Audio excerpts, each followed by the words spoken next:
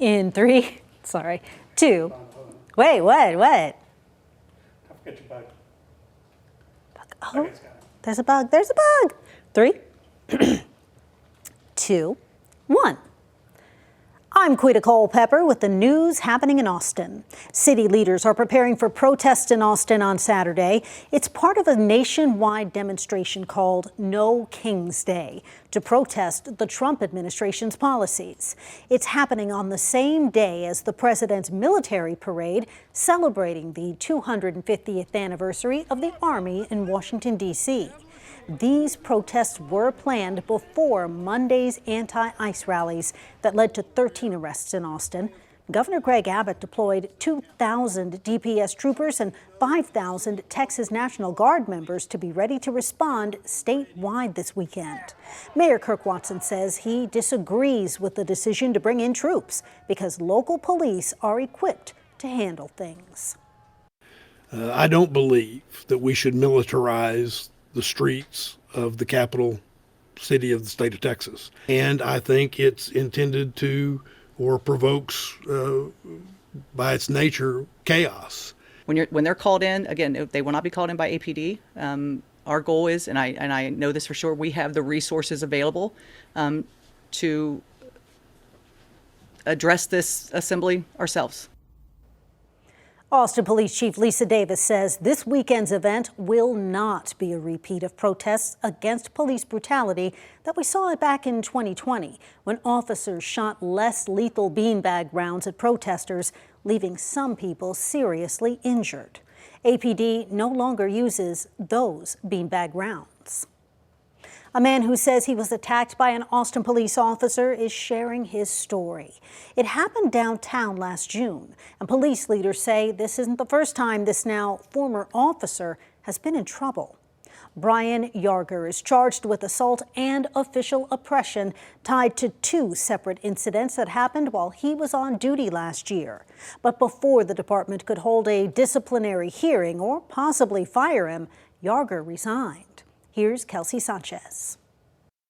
Sean Johnson says it was the end of his shift on June 2nd of last year when he walked over toward the intersection of East 6th Street near the overpass of I-35. Clocked out, go to meet my girlfriend who picks me up all the time under the I-35 bridge. And I just see a massive group of police officers. It was then he decided to take out his phone and hit record. This is part of what he captured. Back up behind the cars now! Back up behind the cars now! And afterward, the video cuts to black. That's when Johnson says he was attacked by former Austin police officer Brian Yarger. At this moment, is that when he grabbed you? Yeah. And took away your phone? Yeah. Yep. And immediately put my phone, turned off my phone and put it on his other officer, put it on the ground. Handcuffed behind my back and just beat the crap out of me. Court documents show Yarger and other officers responded to the area after a call came in about a person in a car who reportedly pointed a gun at an Uber driver in the lane next to him. The suspect's car was stopped in the parking lot under 35.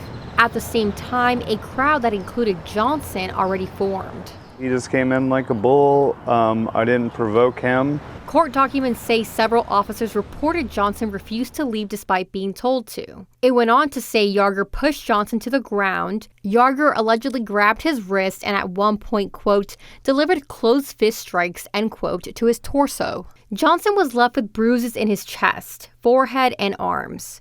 He also spent 3 days in jail. Pretty much ended up losing a job over that because of injury, timeout, and going to jail. Yarger was eventually charged with assault causing bodily harm and official oppression. He resigned back in November while under investigation for the incident. He is currently being represented by the Combined Law Enforcement Association of Texas. But for Johnson, he believes Yarger deserves a harsher punishment. Any federal job you should never be able to be a part of because you're going to take advantage of the system. And is hoping he can take legal action before it's too late. That was Kelsey Sanchez reporting. Johnson says his charges were dropped and he was able to find a new job a couple of months after the incident. As for Yarger, he has a plea hearing set for next Tuesday. Staff at the Hays County Health Department are contacting members of the Texas State University community after someone on campus contracted tuberculosis. In a letter, university leaders say someone on the San Marcos campus was diagnosed on Tuesday, and leaders say the chance of exposure and infection is minimal. 2 confirmed tornadoes touched down in Wimberley early Thursday morning. Hays County Sheriff's deputies tell us there was minor damage and thankfully no reported injuries. The National Weather Service will be taking a closer look at the damage to determine just how strong the tornadoes were. And take a look at these pictures from Jacob's Well, where heavy rains are giving us a rare look at how the swimming hole was designed to handle flooding. Now, that angled piece of concrete you see next in there is called a weir. It was built back in the 50s or 60s to protect the natural spring.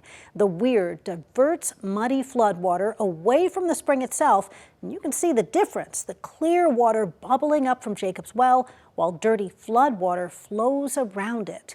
Now, the decades-old engineering, it's doing exactly what it was built to do. San Marcos residents may soon be seeing fewer electric scooters in town, and this comes after city officials say the micro-mobility company Spin is expected to discontinue its services. KVUE's Brianna Perez explains.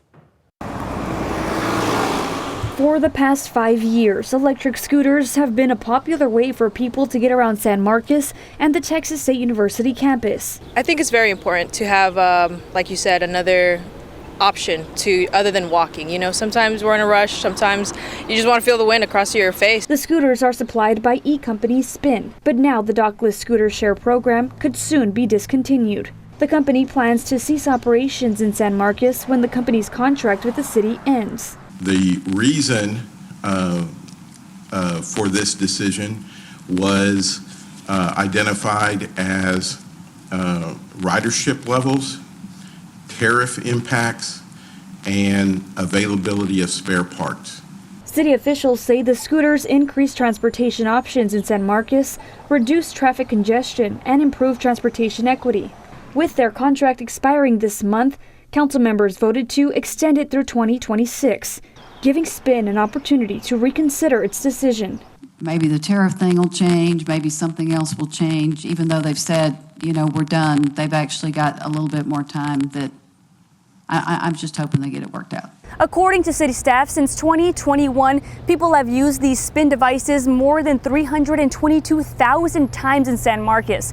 I spoke with Texas State students who tell me that while they use them, they can be a nuisance. They cause a lot of interruptions on the sidewalk, so I'm not too sad about them going away. This is more of a problem because they're getting on the ramps and impeding people with wheelchairs and stuff like that. If Spin chooses to end operations, the city and Texas State University are ready to select a new micromobility provider. Until then, they say people may have to find another way to get around town. Reporting in San Marcos, Brianna Perez, KVUE News. And those are the headlines happening in Austin. I'm Quita Culpepper.